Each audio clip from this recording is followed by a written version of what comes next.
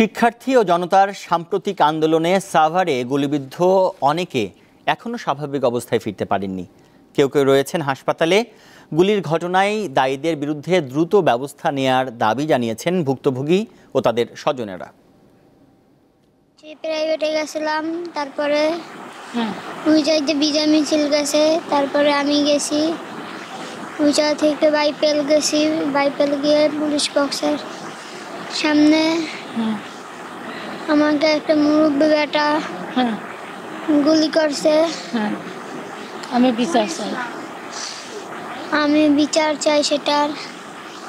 Police বক্সের সামনে পুলিশে গুলি করছে তোমারে? হ্যাঁ, আমার পুলিশে গুলি করছে। ৫ আগস্ট আশুলিয়ার বাইপাইল এলাকায় মিছিলে গিয়ে গুলিবিদ্ধ হয় তৃতীয় শ্রেণীর শিক্ষার্থী ইমরান। নিষ্পাপ এই শিশুকে যারা গুলি করেছে তাদেরকে বিচারের আওতায় আনার দাবি জানান তার মা। ও থ্রিতে পড়ে, এই নিরীহ বাচ্চা, ওর তো কোনো দোষ নাই। ও তো আর বোঝে না, ভালো মন্দ কিছু বোঝে না। ও বিজয় মিছিলে ও খুশির ঠেলা গেছে, যাওয়ার পরে এই গুলি লাগছে। আমি বয়সের 10 বছর, আমি ওর বিচার চাই। ছাত্র জনতার আন্দোলনে গুলিবিদ্ধ অন্যদের স্বজনরাও দায়ীদের বিচারের দাবি জানান।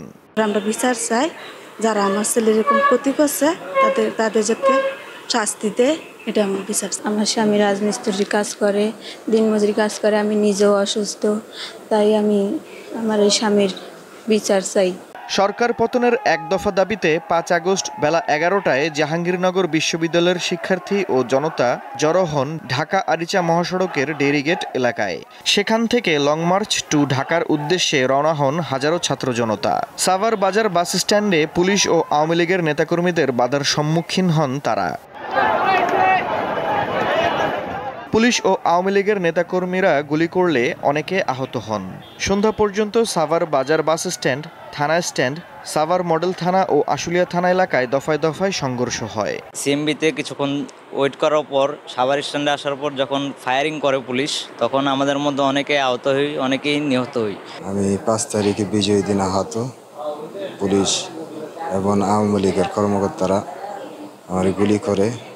রাজধানীর জাতীয় চক্ষু বিজ্ঞান ইনস্টিটিউটে চিকিৎসা নিচ্ছেন কয়েকজন। বারবার বলি যে আমি ভাই সংবাদকর্মী, আমার কাছে তো কোনো কিছু নাই, আর আমি তো সংবাদ সংগ্রহের উদ্দেশ্যে আসছি, প্রয়োজনে আমি ভাই চলে যাই যদি বলেন।